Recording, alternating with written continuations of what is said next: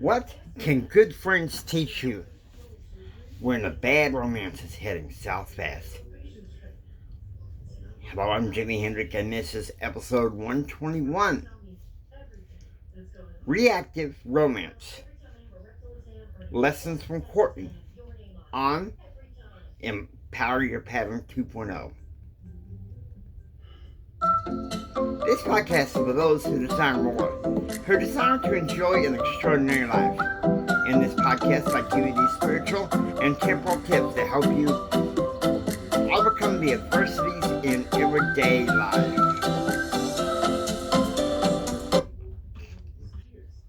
Okay, picture this. It's early to mid-January of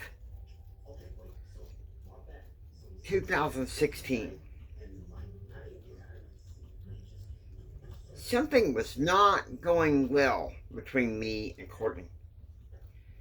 At first, it was a very sweet association. I felt lovesick for her.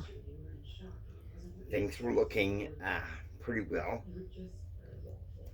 But as time progressed,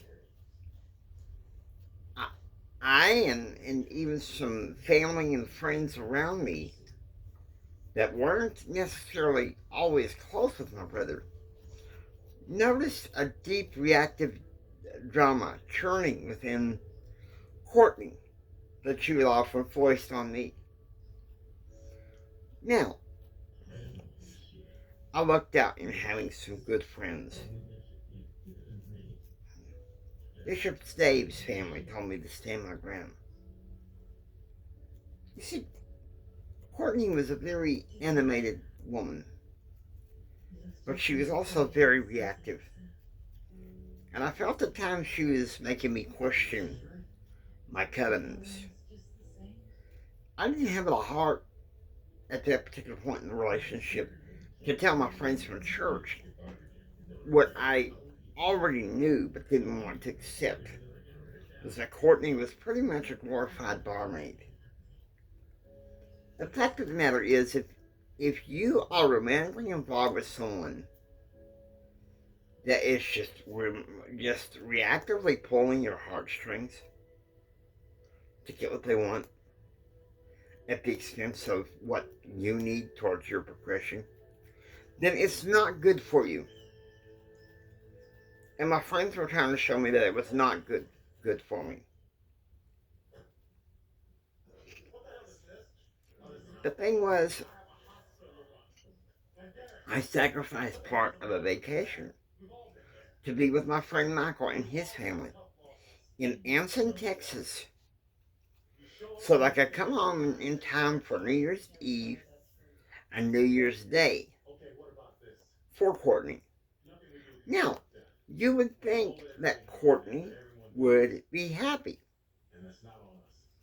But I noticed at least a couple times during our New Year's Eve celebration over the phone that Courtney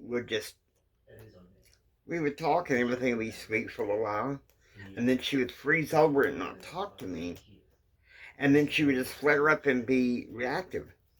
And this was the beginning of a cycle that lasted over a month.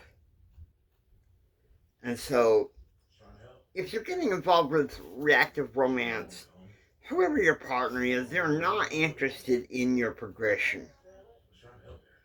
And that's why I had this woman's name as a pseudonym, is because these lessons I learned were from someone who was obviously blocking my progression. And even though she made it clear that, she had these limitations, she made me feel like I could love her in spite of those. But then she would use them to be reactive and play on me. You don't want people to use excuses as crutches to try to block your progression and theirs. We hope that you enjoyed watching Empower Your Pattern 2.0. If you like what you hear, please hit the like and thumbs up button and subscribe. We'd love to have you a part of the Empower Your Pattern community. This is Jimi Hendrix saying until next time, Do what others don't so you can be what others want. Do what others don't so you can be what others can't. Choose to act and pursue happiness. God bless you.